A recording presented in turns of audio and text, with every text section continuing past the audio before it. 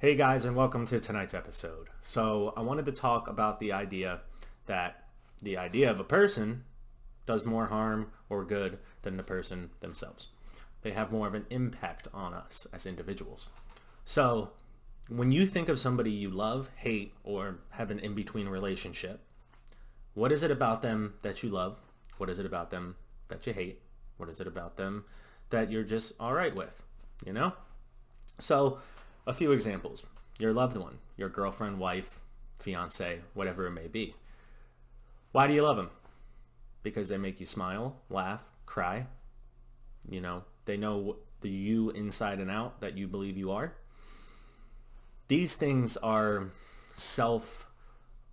how do I say it? This helps us feel better about ourselves, correct? And we don't date somebody, love somebody, hate somebody unless it benefits us to love, hate, or however you feel. So when you love somebody, they're giving you the things you want from a relationship, and therefore you love them.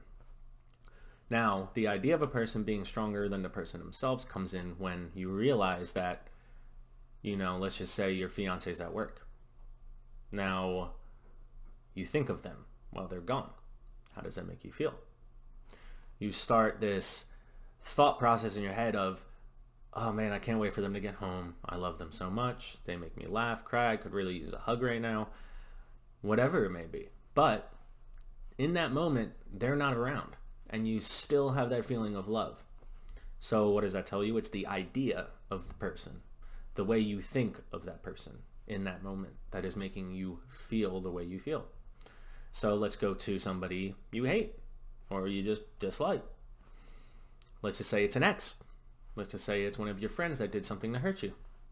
And for how long after they hurt you do you dwell on the fact that I wish they didn't cheat on me, or I wish he didn't do that?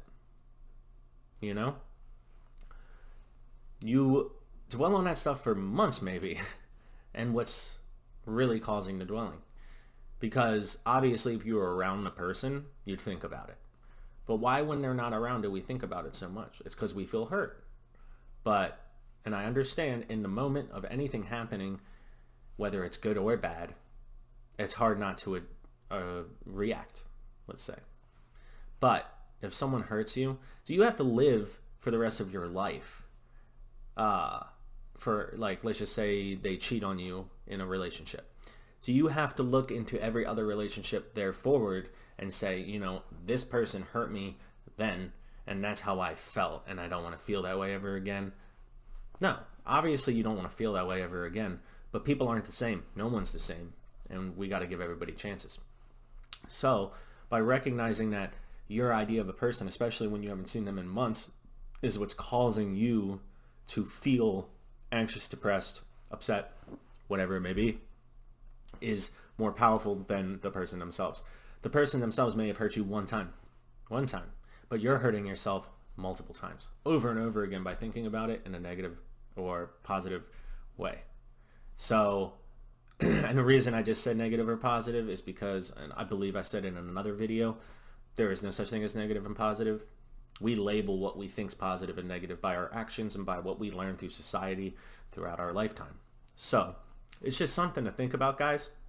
But as an activity, throughout your day tomorrow or the next day or within the week or so, think about the people you love when they're not around, and think about the people you hate when they're not around, and see what emotions those stir up. And then recognize in that moment that, they're not even around.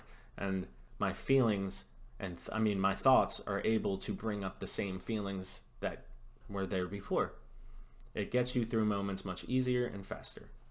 Thanks, guys. I hope you enjoyed the video tonight. Have a good one.